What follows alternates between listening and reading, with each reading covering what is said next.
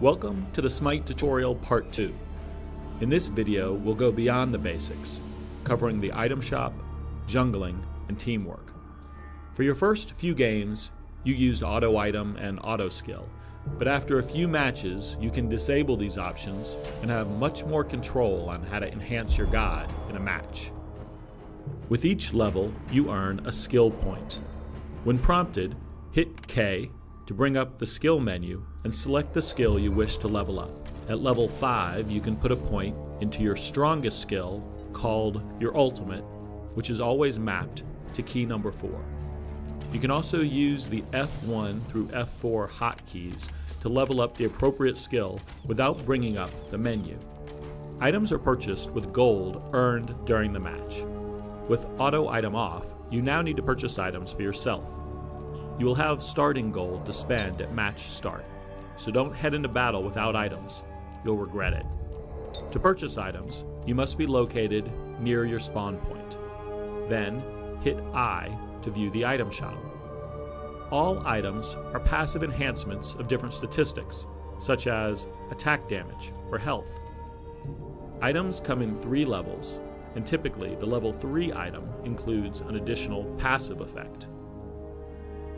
You can easily view the items recommended for your god, or view via stat category. You carry a maximum of 6 items, and your selection and order of item acquisition is very important. By hitting the tab key, you can see the item build of your allies and enemies. Use this to counter their strengths. Here, I can see that the enemy is building heavy physical damage, and so I counter by selecting more defense against physical. Abilities are a special type of item that are user activated and have a long cooldown. For example, Sprint allows me to run quickly for a few seconds. Meditation heals my mana. You can carry 3 abilities total. Consumables are one-time use items. You can stack multiple consumables of the same type, but must use all of them before purchasing a different type. Here, I purchase multiple health potions. A final way to enhance your god is to jungle. The area between the defined lanes is the jungle, and it's filled with mythological creatures. Jungling is the act of killing those neutral creatures, which earns you additional XP and stat buffs. There are a number of camp areas that give you a stat buff. Blue, a mana regen. Orange, run speed. Red, damage boost. Yellow, protection. White, cooldown reduction. And green, health regen. There are also 2 much stronger camps. The Fury, which gives extra gold to your entire team, and the Fire Giant, which gives a very large stat buff to the entire team. While you're in the jungle, lane resources are being distributed to fewer players, so overall your team can earn more gold and XP compared to having all gods in the lane. Teamwork. Your first opportunity for teamwork is at the god selection screen. When you first started playing, you probably picked a god because it seemed fun. Now you can think about filling different roles on your team. Gods can be characterized a few different ways, but one simple way to think about gameplay roles is mages.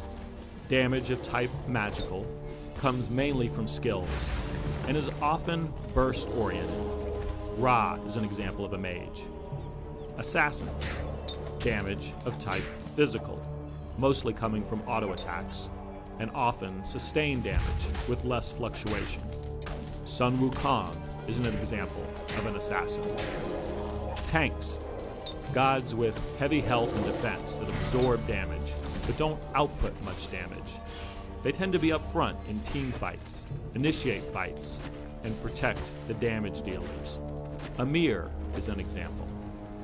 Jungler, a god who spends the early game killing creeps in the jungle with a focus on surprising and ganking enemy players.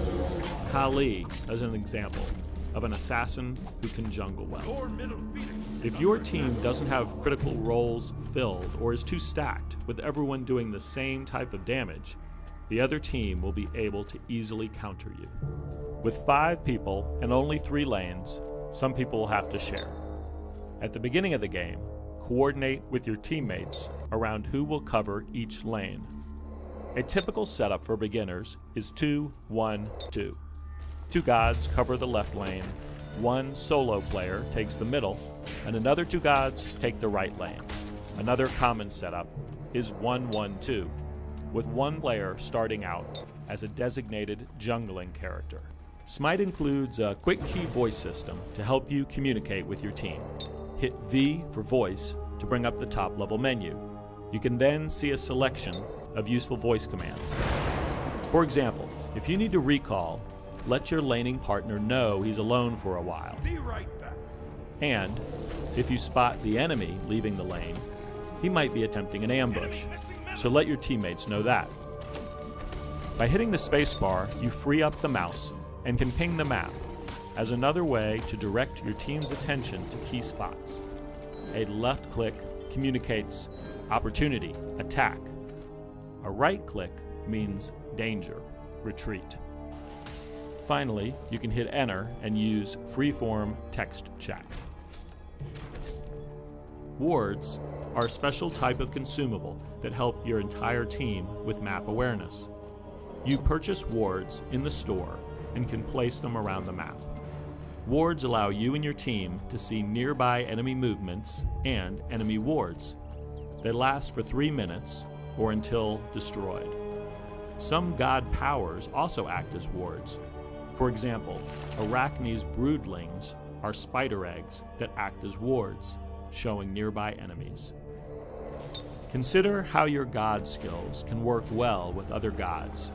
For example, here Odin traps people within Ring of Spears. Zeus then follows up that with Lightning Storm. When the game first begins, you should generally stay in your assigned lane, either solo or with one other teammate. You focus on gaining gold and experience through killing minions, but stay defensive because those minions are strong compared to you. Try to harass the enemy player to prevent them from farming. As a new player, you should start with survivability items so you can stay in the lane and collect maximum gold and XP. If you last hit the minion, you do get a slight gold bonus. Call out MIA if your enemy goes missing. Ganking is killing an opponent when they least expect it. This phase often starts after a player has unlocked 1 or 2 ranks of their ultimate, or after an outer tower has been taken, because it's now more dangerous to push farther into enemy territory. Lane assignments start to break down. Players form small groups of 2 or more to pick off vulnerable enemies. To gank, look for enemies who are overextended, or don't have an escape move, or have low health, or go with a teammate who can slow or stun them. The best way to defend against a gank is to watch that minimap. If you don't see enemies on the minimap, they're probably coming to get you. Stay with your team because great battles will start to develop with many players on each side. These are called team fights, and your goal is to fight as a coordinated unit. Tanks absorb damage and initiate fights. High damage dealers target the enemy priority targets and take them out. A mistake in this phase will cost you a defensive structure and possibly the game. Toward the end of the game, you'll see large team fights to destroy phoenixes. Players may also sneak out to take down that fire giant. You do not want to be farming minions at this point. Stay together. Take out at least 1 phoenix, and then take down the Minotaur. GG.